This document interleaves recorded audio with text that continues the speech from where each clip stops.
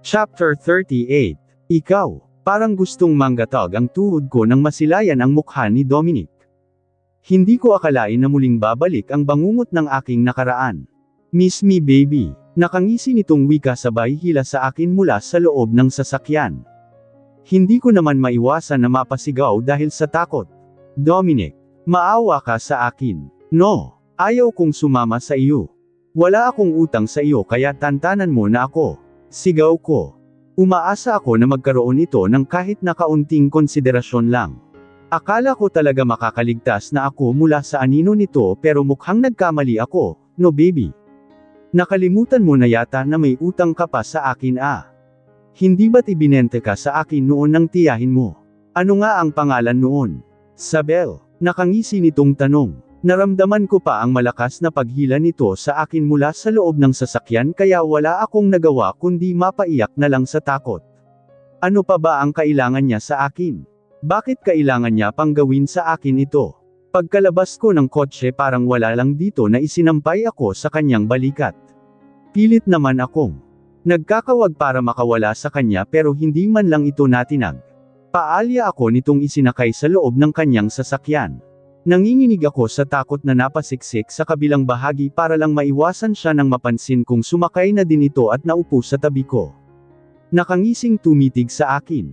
Ang sama mo, bakit ba kailangan mong gawin sa akin ulit ito? Ano pa ang kailangan mo sa akin? Kaagad kong tanong sa kanya sa kabila ng pagluha. Napahalakhak ito bago sumagot. Wala akong pakialam kung demonyo man ako sa paningin mo. Basta sisiguraduhin ko sa iyo na hindi ka na makakawala sa akin Trixie. Hindi ako papayag na muli mo akong matatakasan, sagot nito. Umangat ang kamay nito papunta sa akin pero kaagad akong umiwas. Pilit akong nagusumiksik sa kabilang bahagi ng kotse. Ramdam ko din ang panginginig ng buo kong katawan. Lalo kang gumanda ngayon baby ah. Hindi na ako nagtaka kung maraming nagkakagusto sa iyo. Malas lang nila dahil walang ibang makikinabang sa iyo kundi ako lang, riakangisi nitong wika. Parang gusto ko naman kilabutan lalo na nang maramdaman ko na ang palad nito sa pisngi ko. Hinahaplos niya ako sa bahaging iyon kaya naman muli kong iniwas ang mukha ko sa kanya. Kaagad kong napansin ang pagngisi nito. Hinahaplos niya ako sa bahaging iyon kaya naman muli kong iniwas ang mukha ko sa kanya. Kaagad kong napansin ang pagngisi nito. Hindi ka pa rin nagbabago. Ikaw pa rin ang Trixie na nakilala ko ilang taon na ang nakalipas. Wika nito, hindi ako nakaimik. Patuloy lang ang pagtulo ng luha sa aking mga mata. Hindi ko alam kung anong kapalaran ang naghihintay sa akin sa mga kamay ni Dominic, hindi mo pwedeng gawin sa akin kung ano man ang naiisip mo ngayon. Hahanapin ako nila mama at papa. Hahanapin ako ni Kuya Charles. Wika ko dito, umaasa ako na sana huwag niya na lang ituloy ang balak niya sa akin. Puno pa rin ng pag-asa ang puso ko na mahahanap ng mga magulang ko. I know alam kong hahanapin kanila. Pero isa lang ang nasisiguro ko wala silang magagawa. Hindi ako papayag na makuha kanila sa akin ulit Trixie baby, nakangisi nitong sagot. Ano ba talaga ang balak mo? Bakit kailangan mong gawin ito? Magkano? Magkarno ang utang ko sa iyo para bayaran na lang kita. May kakayanan ang mga magulang ko na bayaran ka kaya iuwi mo na ako. Sagot ko sa kanya. Pinilit ko ang sarili kong magtapang-tapangan. Umaasa ako na sana pakinggan niya ako. Umalangaw-ngaw naman ang tawa nito sa loob ng kotse. Lalo naman akong nakaramdam ng takot. Magkano? Trixie baby, sa palagay mo ba kailangan ko pa ng pera galing sa ibang tao? Lalo na at galing sa pamilya mo. No, hindi. Sa pagkakataon na ito sisiguraduhin ko na hindi ka makakatakas sa akin. Tandang padamdam panipik, nakangisi nitong sagot. Mariin pa ako nitong hinawakan sa baba at pilit na pinapaharap sa kanya. Nakita ko ang kakaibang kislap sa mga mata nito na siyang lalong nagpang-inag sa mga laman ko. Beautiful as always. Hindi ako naniniwala sa pag-ibig pero hindi ko alam kung bakit hindi ka mawala sa isipan ko. Siguro dahil sa kakaibang ganda ng mukha na ito. Kailangan kitang maangkin at pagsawaan para makalimutan na kita. Wika pa nito habang dahan-dahan na bumaba ang mukha nito patungo sa akin. Pilit akong pumapalag pero walang saysay ang lakas ko kumpara sa lakas niya. Nanlaki ang aking mga mata nang maramdaman ko ang pagsayad ng labi nito sa labi ko. Ang takot na nararamdaman ko kanina lang ay kaagad na napalitan ng kakaibang damdamin na biglang lumukob sa buo kong pagkatao. Ito ang kauna-unahang halik na naranasan ko mula sa isang lalaki. Hindi ko alam kung bakit pakiramdam ko bigla akong naging tuod. Kung hindi ko pa naramdaman ang pagkagat nito sa ibabang bahagi ng aking labi, hindi pa ako madyay gising sa isang katotohanan na hinihalikan pala ako ng isang manyak na si Dominic. Kaagad akong kumawala dito at walang sabi-sabing sinampal ko ito. Bastos! Galit kong sigaw. Biglang nawala ang takot na nararamdaman ko sa kanya. Napalitan iyon ng galit dahil pakiramdam ko na bastos ako nito. Napansin ko ang pagkagulat sa mukha nito. Biglang naningkit ang kanyang mga mata at pasabunot akong hinawakan sa buhok ko. Hindi ko naman maiwasan na mapaigik dahil sa sakit. Sinampal mo ako. Alam mo ba na ikaw pa lang ang kauna-unahang babae na gumawa sa akin nito?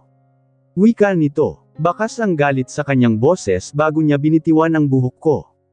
Hindi naman ako nagpatinag. Wala nang dahilan para matakot sa kanya.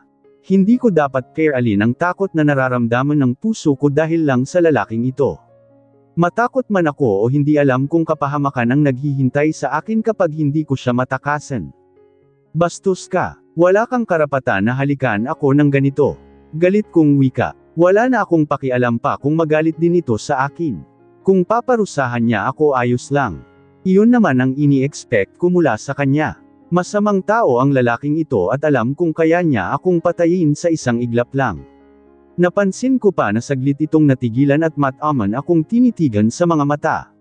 Ilang saglit lang muli itong nagkapakawala ng nanguuyam ng ngiti. Talagang hinahamon mo ako ha?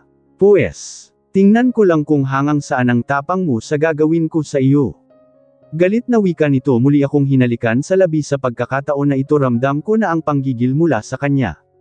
Halos lamunin niya ang buo kong bibig sa kanyang ginawa. Nararamdaman ko na din ang pamamanhid ng aking labi dahil sa marahas nitong paghalik sa akin. Nagulat man sa ginawa niya pero hindi ako nagpatinag. Hindi ko siya hahayaan sa gusto niyang gawin sa akin. Lalaban ako. Pilit akong kumikawala sa pagkakayap niya sa akin pero talagang mas malakas siya. Narinig ko pa ang impit na daing nito nang kagatin ko ang kanyang labi. Kaagad kong nalasahan ang dugo mula sa sugat nito pero hindi pa rin ito humihinto sa paghalik sa akin sa parteng iyon. Shit! Alam mo bang ito ang gusto ko sa mga babae? Iyong palaban. Bulong pa nito sa akin pagkatapos niyang iwan ang labi ko. Pakiramdam ko biglang namahid ang parteng iyon dahil sa mapagparusang halik na naranasan ko sa kanya.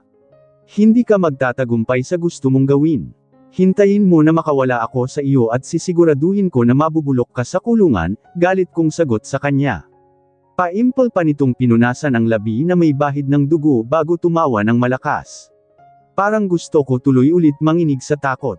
Mukhang confirm nga, baliw ang Dominic na ito at hindi pwedeng pagkatiwalaan. Tingnan natin, hindi ka makakaalis sa poder ko hanggat hindi ko sinasabi. May unfinished business tayo noon at sa pagkakataon na ito, hinding-hindi mo ako matatakasan, Trixie. Seryoso nitong sagot. Ano ba talaga ang gusto mo? Bakit kailangan mong gawin sa akin ito? Wala akong naitindaang atraso sa iyo pero bakit ba pinapahirapan mano ako? Halos pasiga kong tanong sa kanya. Wala na hindi ko na napigilan pa ang emosyon ko. Kailangan kong maging palaban para makasurvive sa mga kamay niya. Good question. Ano nga ba ang kailangan ko sa iyo? Gusto mo ba ng honest na sagot? Nakangisi nitong tanong. Galit ko itong tinitigan. Alam mo, ngayon ko lang napatunayan na hindi ako nagkamali sa pagpili sa iyo. Sulit ang paghihintay ko ng ilang taon dahil alam kong maging kapaki-pakinabang ka sa akin kapag kailangan nakita. At dumating na ang time na iyon, Trixie, nakangisi nitong wika. Akmang hahaplasan na enmaman nito ang pisngi ko pero umiwas ako. Tatawa-tawa itong tumitig sa harapan ng kotse. Bigyan mo ako ng mga anak at ibibigay ko ang kalayaan na hinahap mo, wika nito. Para naman akong nabingi sa aking narinig mula sa kanya. Ano daw? Tama ba ang narinig ko? Gusto niya akong anakan. Kung ganoon, baliw nga siya. Are you crazy? Galit kong sambit. Umismid ito bago ako tinitigan ng masama. Gusto kong magkaanak pero ayaw ko sa ibang babae. Gusto ko sa iyo lang at ibibigay mo sa akin iyon sa ayaw at gusto mo. Seryoso nitong sagot. Parang gustong manginig ang buo kong laman dahil sa narinig mula sa kanya. Kita ko ang pagiging seryoso sa hitsura nito kaya naman alam kong hindi ito nagbibiro. Isa pa hindi ko narinig na marunong magbiro ang isang Dominic de la Fuente. Baliw ka na nga, hindi mo alam ang sinasabi mo. Galit kong sagot. Biglang nilamon ng takot ang puso ko. Hindi ko akalain na sa dinami-daming babae sa mundo ako pa talaga ang gusto niyang paglaruan. Baliw na kung baliw, Trixie. Hindi na mababago ang desisyon ko. Bibigyan mo ako ng anak kung gusto mong makawala sa anino ko, seryoso nitong wika. Parang gusto kong maiyak sa kawalan ng pag-asa. Bakit kailangan niyang gawin sa akin ito? Hindi ako palahiyan para gawin sa akin ito. Hindi ako papayag. Wala akong balak na magkaanak sa iyo, sagot ko. Muli itong napangisi. Wala ka nang magagawa pa, Trixie. Kapag gin asto ko makukuha ko, sagot nito. Hindi ko mapigilan na may kuyang ko ang aking kamao. Gusto ko itong pagsusuntukan. Gusto ko itong saktan. Hindi ko nga lang alam kung paano gawin iyon. Wala akong laban sa kanya. Walang panama ang lakas ko kumpara sa kanya. Hindi ko mapigilan na maluha. Umaasa ako na mahanap kaagad ako nila mama at papa bago niya pa maisakatuparan ang masama niyang balak sa akin. Umaasa ako na balak sa akin. Umaasa ako na iligtas nila akong muli sa mga kamay ni Dominic. Hindi naman nagtagal ang biyahe at kaagad kong napansin na pumasok ang sasakyan sa mataas na gate. Malabong makahingi ako ng tulong kung sakali dahil hind nakita ang loob. Alam kong mahihirapan din akong makatakas. Anong lugar ito? Bakit dito mo ako dinala? Iuwi mo na ako. Natatakot kong tanong sa kanya. Kaagad na tumaas ang isang sulok ng labi nito sabay iling. Mukhang wala sa bokabularyo nito ang salitang awa. Tinatanong pa ba iyan? Of course, simula ngayong araw na ito, dito ka titira. Dito ka titira hanggang sa mabigyan mo ako ng anak, nakangisi nitong sagot. Muli akong kinilabutan. Kaagad na tumaas ang isang sulok ng labi nito sabay iling. Mukhang wala sa bokabularyo nito ang salitang awa. Tinatanong pa ba iyan? Of course, simula ngayong araw na ito, dito ka titira. Dito ka titira hanggang sa mabigyan mo ako ng anak, nakangisi nitong sagot. Muli akong kinilabutan. Walang hiya ka. Sisiguraduhin ko na hindi ka magtatagumpay sa gusto mong mangyari, Dominic. Demonyo ka at wala kang awa. Pati ako gusto mo pang idamay sa kabaliwan mo. Galit kong bulyo sa kanya.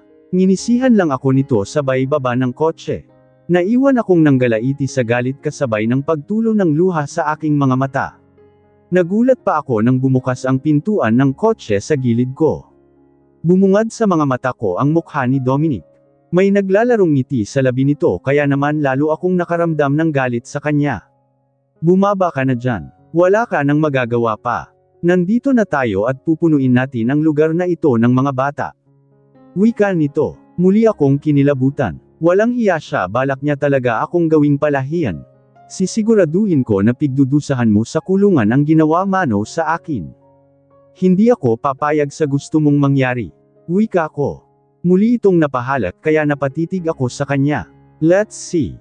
Huwag mo akong hinahamon, Trixie, dahil baka masubukan mo ang lakas ko at hindi ka makakatayo sa unang beses na pag-angkin ko sa katawan na iyan, sagot nito at inilabas pa nito ang kanyang dila na parang minamanyak ako. Hindi ko napigilan ang aking sarili at kaagad na umangat ang palad ko at direko na lumagapak sa kanyang pisngi. Narinch ko pa ang mahinang pagsinghap ng mga tauhan nito sa paligid bago ko naramdaman ang paghawak ni Dominic sa pulsuhan ko. Mukhang namimahasa ka na talaga sa kakasample sa akin, ha? Talagang inuubos mo ang pasensya ko, Trixie. Galit na wika nito at pakaladkad akong ipinasok sa loob ng bahay. Pilit akong nagpupumigla sa kanya pero walang kwento ang lakas ko kumpara sa lakas niya. Ano ba? Bitawan mo ako. Bastos. Demonyo. Galit kong sigaw. Halos nag-itcho na ang boses ko sa buong paligid. Napasulyap pa ako sa mga tauhan nito pero mukhang wala silang pakialam sa paligid nila. Lahat sila nakayukulang na parang walang naririnig. Namalayan ko na lang na pumasok na kami sa isang kwarto. Naiiyak na ako sa takot pero talagang may pagka-demonyo siguro ang Dominic na ito. Hindi man lang marunong maawa. Parang hindi nito naririnig ang ilang beses kung pagmamakaawa sa kanya. Dominic, maawa ka sa akin. Huwag mo naman itong gawin sa akin. Ayaw ko. Maraming babae dyan na pwede mong anakan. Huwag ako. Nagsusumamo kong wika sa kanya. Nandito na kaming dalawa sa kwarto at kita ko sa mukha nito ang matinding panggigil. Umatras ako palayo sa kanya at pilit na nagsusumiksik sa isang sulok ng kwarto. Wala ka nang magagawa, Trixie. Ayaw kong magsayang ng oras. Umpisahan na nating buuin ang anak na hinahanap ko. Nakangisi nitong wika at kaagad akong dinaluhong. Napasigaw ako nang mahawakan ako nito at pilit na kinaladkad patungo sa kama. Hindi. Ayaw ko. Tulong. Tulong. Galit kong sigaw at pilit na nagpupumiglas sa kanya. Pilit naman ako nitong niyayakap at hinatak papuntang kama. Lalo akong napaiyak. Maawa ka sa akin, Dominic.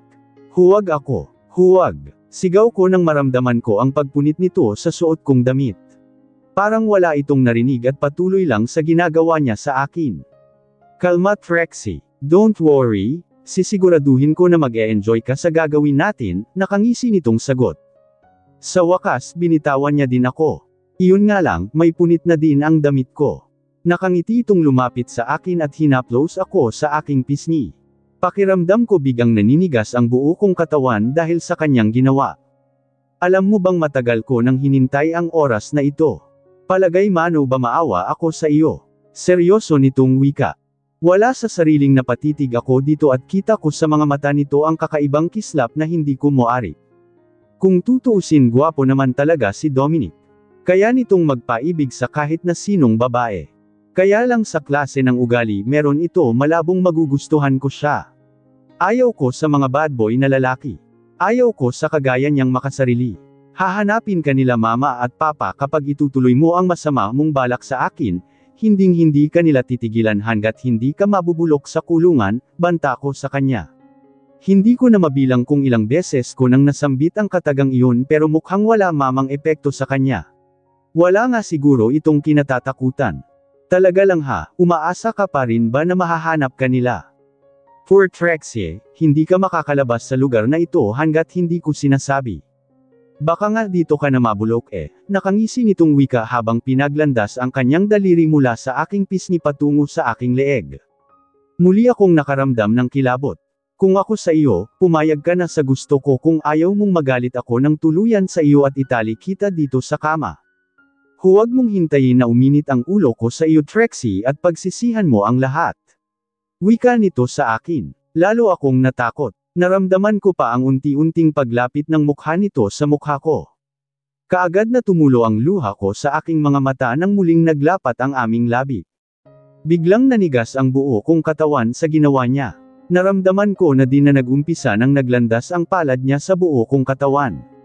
Bago sa akin ang tungkol sa bagay na ito at pakiramdam ko bigla akong nawalan ng lakas. Banayad ang ginawa niyang paghalik sa akin. Hindi katulad kanina noong nasa loob pa kami ng sasakyan na may halong dahas. Hindi ko tuloy alam kung ano ang gagawin ko lalo na nang nag-umpisa ko nang maramdaman na pumailalim ang dila nito sa loob ng aking bibig. Kiss me back, sweetheart. Huwag kang parang tudyan. Ipakita mo sa akin na gusto mo din ang ginagawa natin ngayon. Utos na wika nito. Pasabunot niyang hinawakan ang buhok ko kaya napaigik ako. Kapag hindi mo ako masatisfied ngayong gabi, paparusahan kita. Huwag mong hintayin na maubos ang pasensya ko sa iyo, Trixie. Pagbabanta nito, muling tumulo ang luha sa aking mga mata sabay tango. Muli kong naramdaman ang paglapat ng labi nito sa labi ko. Sa pagkakataon na ito ramdam ko na ang kanyang kapusukan. Naramdaman ko din ang pagsuot ng kanyang kamay papunta sa aking tiyan. Humahaplos ito doon na siyang nagbigay sa akin ng kakaibang kilabot. Mukhang wala ka pang experience sa halikan. No wonder, mukhang virgin ka pa nga. Gayahin mo lang ang galaw ng labi ko at matututo ka din, sweetheart.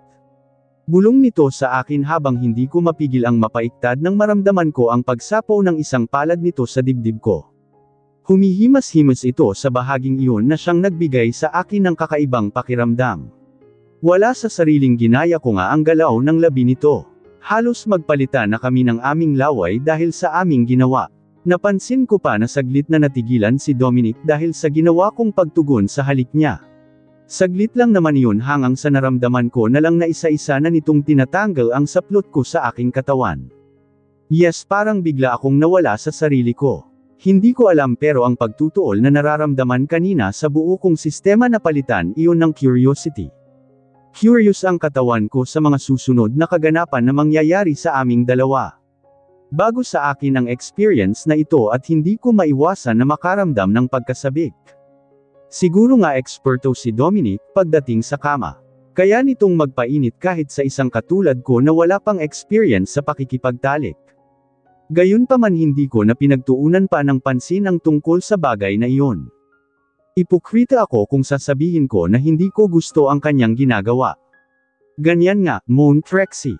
Umungol ka ng umungol para lalo akong ganahan. Narinig kong bulong nito sa punong tainga ko. Dinidilaan niya ang bahaging iyon kaya hindi ko na napigilan pa ang sarili ko na napayakap sa kanya. Nagtagumpay si Dominic sa gusto niya. Tuluyan niyang nabuhay ang init ng katawan ko. Nahubad na din nito ang ibang saplot ko sa katawan ng walang kahirap-hirap. Beautiful as always. Hindi ako nagkamali sa pagpili sa iyo Trixie, wika nito habang nakatunghay sa akin. Naramdaman ko pa ang palad nito na humahaplos sa isa kong bundok na siyang nagpauyad sa akin.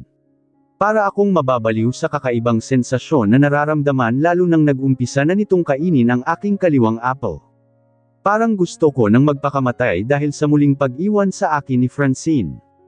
Umalis lang ako saglit para magpalamig at makapag-isip pero pagbalik ko wala na ito. Ayon kay Manang may samando daw ito. Ano pa ba ang saysay ng lahat? Bakit ba ang bilis lang para kay Francine na baliwalain ako? Talaga bang less priority ako sa buhay niya? Oo, aminado ako na nagulat ako sa mga natuklasan ko tungkol sa pagkatao niya. Pero masisisi niya ba ako na hindi kaagad matanggap ang lahat? Kadugo niya ang muntik nang nagpahamak kay Trixie noon. Muntik nang mapatay ng Dominic noon si Trixie at hanggang ngayon mailap pa din ang hustisya para sa kapatid ko. Bakit ba kasi sa dinami-daming tao dito sa mundo bakit naging bahagi pa ng pamilya de la Fuente sa Francine? Masakit sa akin ang mga natuklasan tungkol sa pagkatao niya pero mas masakit sa akin na muli na naman niya akong iniwan. Akala ko ba mahal niya ako pero bakit ganito? Hinayaan ko ang luha ko na tumulo mula sa aking mga mata. Naguguluhan ako. Nahihirapan ako sa isiping baka tuluyan na siyang mawala sa akin. Sir, pasensya na po sa isturbo pero tumawag po si Mama Ashley nyo. Gusto daw po kayong makausap, natigil ako sa malalim na pag-iisip nang biglang nagsalita si Manang mula sa aking likuran. Paimpol kong pinunasan ng luha sa aking mga mata at hinarap ito. Ano daw po ang kailangan nila Manang? Tanong ko, kaga naman itong umiling at iniabot sa akin ang wireless na telepono. Charles, anak nasaan ka? Kaagad na bungad ni Mama sa akin. Hindi ko naman maiwasan na mapakunot ang noo nang maramdaman ko ang lungkot sa boses nito. Nasa farm po. Bakit po, may problema ba? Tanong ko. Nawawala si Trixie, sagot nito kasabay ng impit na pag-iyak. Kaaad naman akong natigilan. Ano po? Nawawala si Trixie. Paano? Tanong ko sabay tayo. Bigla akong kinabahan. Hindi ko alam kung paano nangyari iyon. Nagpaalam lang siya sa akin kanina na a-attend ng concert kasama ang mga kaibigan niya. Tumawag na lang sa amin ang kasama niya para ibalita na may dumukot daw kay Trixie. Umiiyak na sagot nito. Kaagad kong naikuyom ang aking kamao. Biglang rag-asa ng matinding pag-aalala sa puso ko para sa kapatid ko. Sino ang nang-ahas na dumukot sa kanya? Nai-report na namin sa mga pulis ang tungkol dito. Charles anak, natatakot ako. Baka mapahamak ang kapatid mo. Wika pa nito. Ramdam ko ang takot sa boses ni Mama na siyang nagbigay sa akin ng galit. Ma, please, huminahon po kayo. Uuwi na po ako ngayon. Hintayin niyo po ako, huwag kayong mag-alala, tutulong ako sa paghahanap sa kanya, sagot ko. Anak, maawa ka sa kapatid mo. Hanapin mo siya pakiramdam ko. Anak, maawa ka sa kapatid mo. Hanapin mo siya, pakiramdam ko mababaliw ako sa sobrang pag-aalala sa kanya. Hanapin niyo siya, naghihinagpis na wika nito sa kabilang linya. Lalo akong nakaramdam ng galit. Kung sino man ang dumukot kay Trixie, sisiguraduhin ko na mananagot siya. Isinantibi ko na muna ang pait na nararamdamar ng puso ko dulot sa pag-iwan ulit sa akin ni Francine. Hindi na ako nagsayang ng oras, kaagad akong bamiyahe pa uwi ng mansion para damayan sila Mama at Papa at alamin kung sino ang nasa likod ng pangingidnap sa kapatid ko. Malungkot kong tinitigan ang payapang mukha ng aking mga anak. Wala na siguro talagang pag-asa na mabigyan ko sila ng kompletong pamilya. Ayaw na sa akin ng kanilang ama dahil isa akong De La Fuente. Bakit ba napaka-komplikado ng sitwasyon? Aaminin ko sa aking sarili na umasa ako kanina na magiging okay na kami ni Charles. Hindi naman pala natuloy ang pag-aasawa nila ni Ate Micaela at wala na sanang dahilan para iwasan ko siya, kaya lang mukhang si Charles na din ang umatras ng tuluyang nabunyag sa kanya ang tunay kong pagkatao. Masakit man tanggapin ang lahat pero kailangan kong magpakatatag. Hindi ako dapat maging mahina dahil may mga bata na umaasa sa akin. Nakauwi ka na pala. Kumusta ang lakad mo? Natigil sa pagmumuni-muni na marinig ko ang boses ni Daddy. Pilit ang ngiti na hinarap ko ito at naglakad palapit dito para humalik sa kanyang pisngi tanda ng pag-alang. Ayos lang naman po Dad. Pasensya na po kung hindi ako nakauwi kagabi, sagot ko. Hindi ako sure kung nabanggit ba ni Dominic na si Charles ang kasama ko buong magdamag. Gayunpaman, wala akong balak magkwento. Matanda na si Daddy para bigyan ko siya ng ganitong klaseng problema. Ganoon ba? Ayos lang naman sa akin anak. Sabi ko naman sa iyo, ay enjoy mo lang ang buhay mo. Huwag mong ikulong sa bahay ang sarili mo porket may anak ka na. Go out and have fun. Nakangiti nitong sagot. Sure Dad. Pero syempre top priority ko pa din ang mga apo nyo. Gusto ko po silang bigyan ng kumpletong buhay kahit na wala silang kikilalaning ama. Malungkot kong sagot. Tinapik lang ako nito sa balikat bago masuyong tinitigan sa mga mata. Alam kong malakas ka Francine. Kung ano man ang pagsubok na kinakaharap mo ngayon, alam keng malalagpasan mo lahat ng iyon. Nakangiti nitong sagot bago ako nito iniwan. Tulala naman akong napasunod ng tingin dito.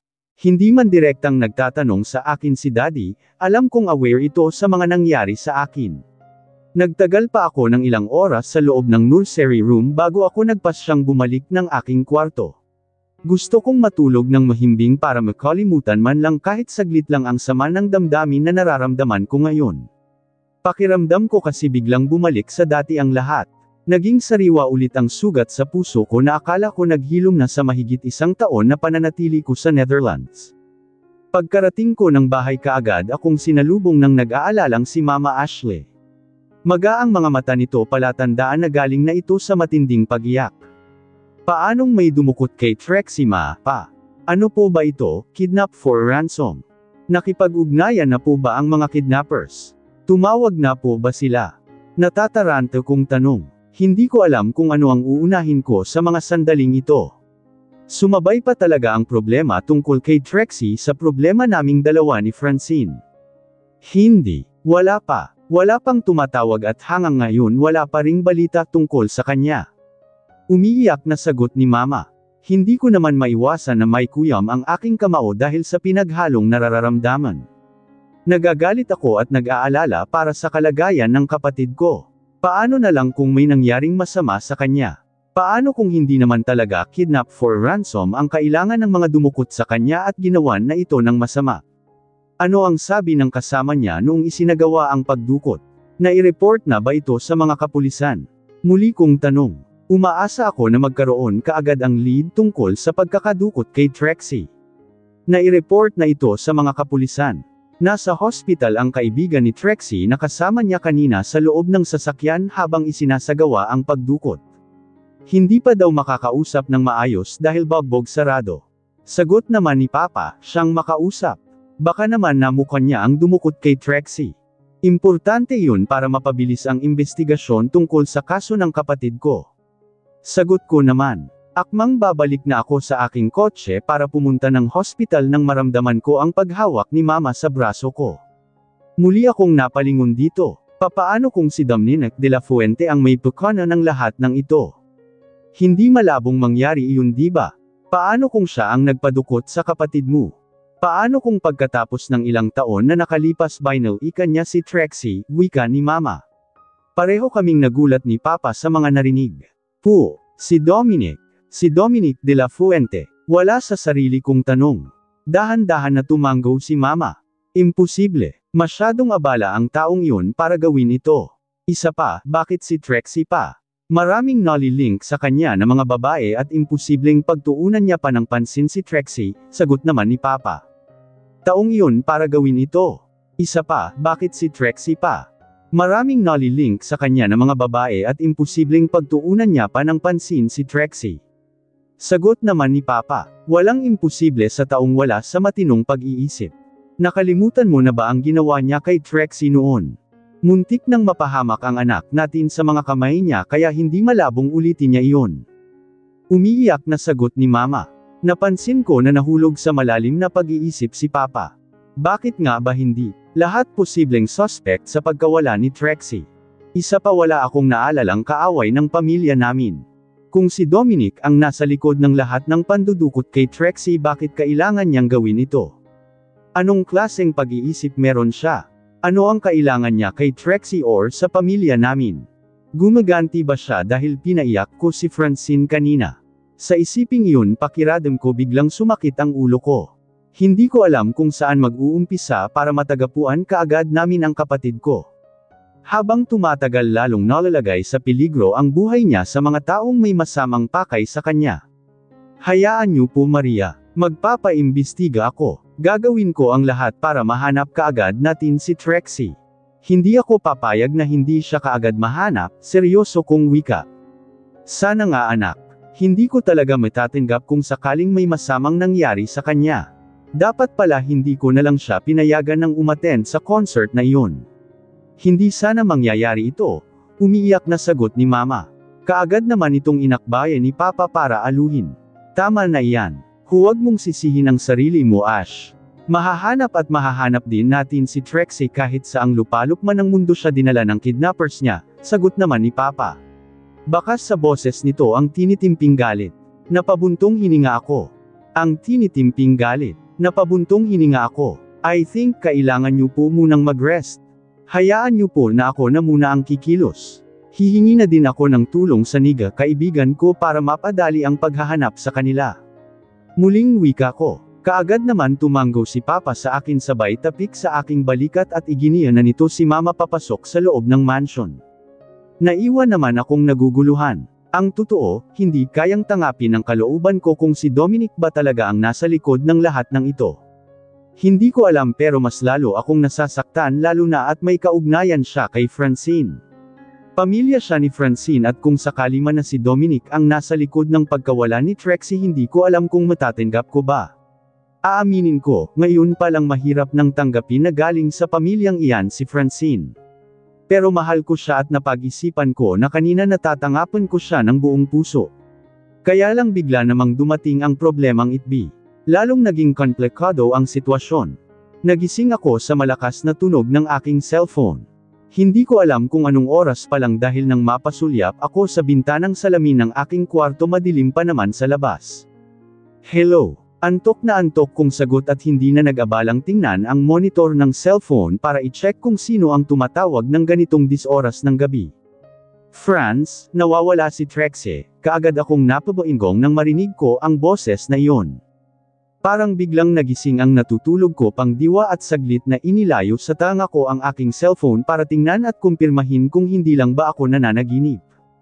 Anong sabi mo? Nawawala si Trixie? Tanong ko. Hindi ko maiwasang makaramdam ng pag-aalala.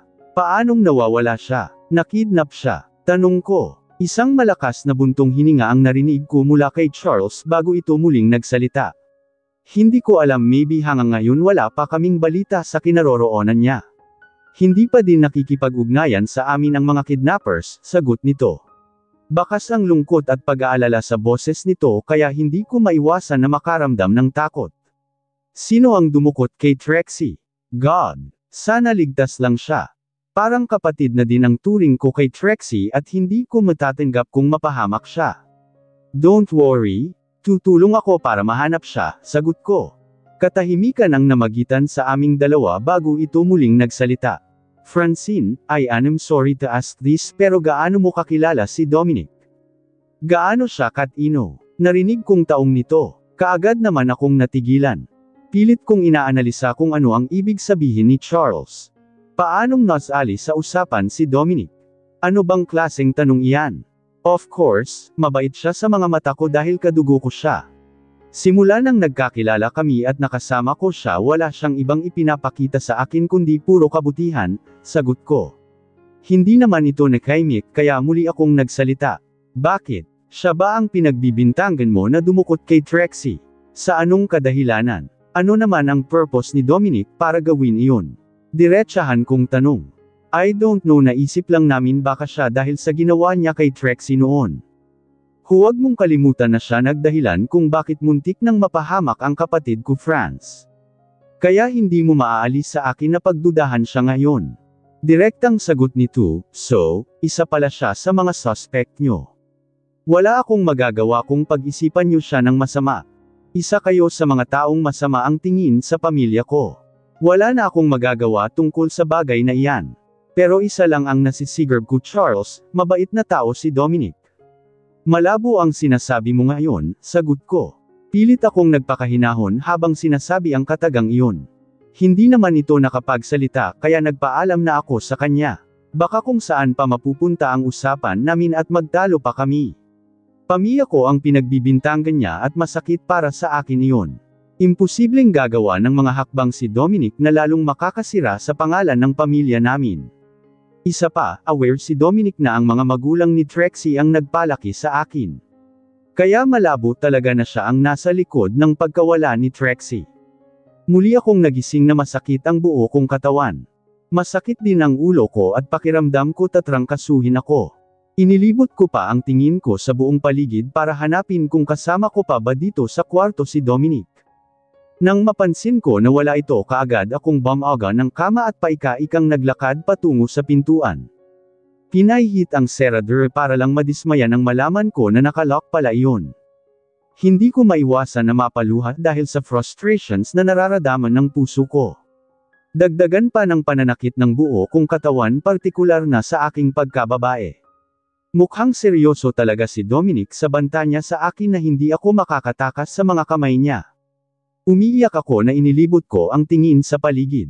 Malaki naman ang kwarto kaya lang tanging kama at malaking telebisyon at isang maliit na mesa lang ang meron dito sa loob.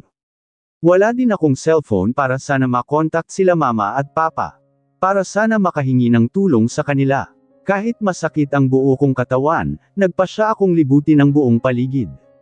Nagbabaka sakali ako na baka may ibang pintuan pa na pwede kong madaanan para makatakas. Wala sa sariling napatingin ako sa gawin ng bintana.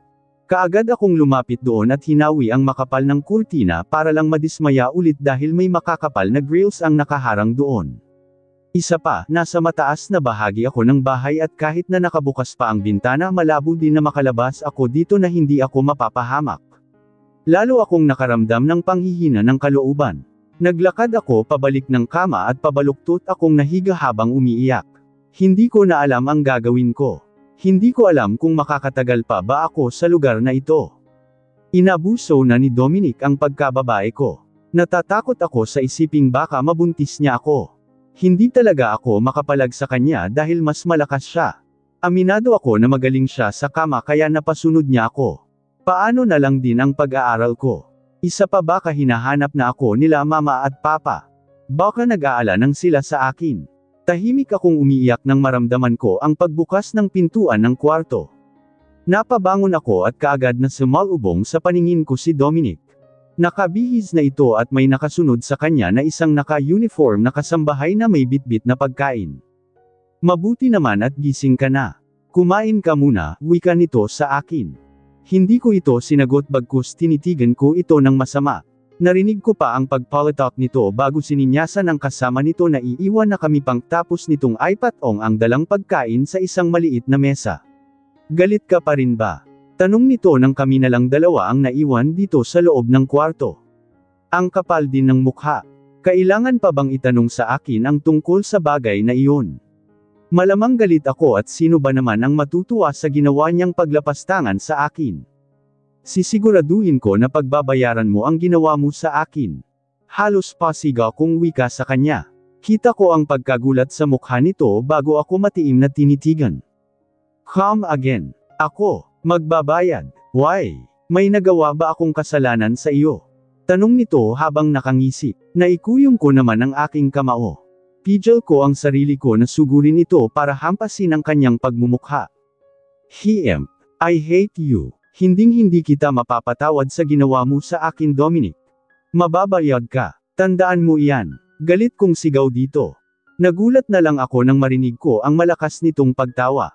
Nilapitan ako nito at akmang hahawakan ako nito sa aking mukha pero umiwas ako.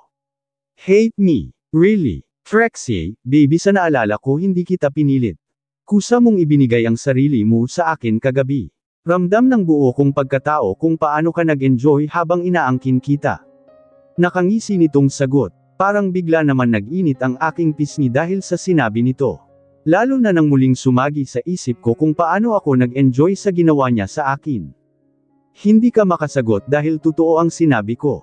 Don't worry baby, hindi mo pagsisisihan ang mga oras na kasama mo ako. Wika nito, kumain ka na muna at magpahinga. Huwag kang mag-alala. Wala akong balak na ikulong ka dito sa kwarto. Aalis muna ako at pagbalik ko, ipapasyal kita sa buong paligid. Wika nito sabay kindat sa akin. Naglakad ito patungo sa pintuan at diretsyong lumabas. Naiinis naman akong napabuntong hininga. Hindi ko na alam ang gagawin ko. Ngayon ko lang natitigan ng maayos ang mukha ni Dominic. Mukhang mabait naman siya at malamlam ang mga mata kong tumitig sa akin. Ang gwapo niya din at maganda magdala ng damit. Pero hindi ko siya dapat hanggan. Ni-rape niya ako and worst gusto niyang bigyan ko siya ng anak. Masama siya at wala siya sa tamang kaisipan kaya hindi ko siya dapat pagkatiwalaan. Isa pa, kitang-kita ko kung paano niya hinayaan ang kanyang mga tauhan na babujin si Benji. Hindi naman nanlaban sa kanila ang kaibigan ko pero bakit kailangan niyang gumamit ng dahas? Diyos ko, kumusta na kaya siya? Sana ayos lang si Benji. Naiiyak kong bulong. Mabait si Benji at isa siya sa mga close friends ko sa school. Hindi kayang tanggapin ng konsensya ko na mapahamak ito dahil sa akin. Wala sa sariling napasulyap ako sa mga pagkain na nasa mesa. Nakakaramdam na ako ng pagkalam ng sikmura ko pero wala akong balak na kumain. Gusto kong ipakita kay Dominic na galit ako kung kinakailangan na gutuman ko ang sarili ko para pakawalan niya lang ako gagawin ko. Muli akong nahiga ng kama. Masama ang pakiramdam ko at gusto ko na lang na matulog muna para kahit saglit man lang makalimutan ko kung ano ang sitwasyon ko ngayon.